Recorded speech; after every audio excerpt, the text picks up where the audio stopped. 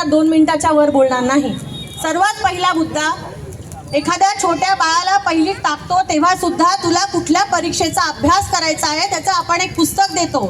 काय वाचून तुम्हाला पुढे अभ्यास करायचा आहे ते सांगतो.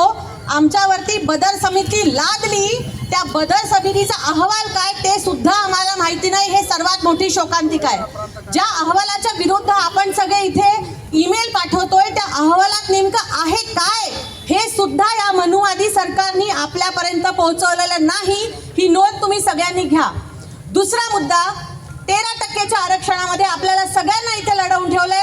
मातंग आणि महार हे दोघे भाऊ आज एकमेकांच्या गळचंड्या धरायला लागले. 50% जे ओपन आहे त्याच्याबद्दल एक चकार शब्द हे सरकार बोलत नाही. त्याच्याबद्दल का नाही एबीसीडी बद्दल बोलत तुम्ही.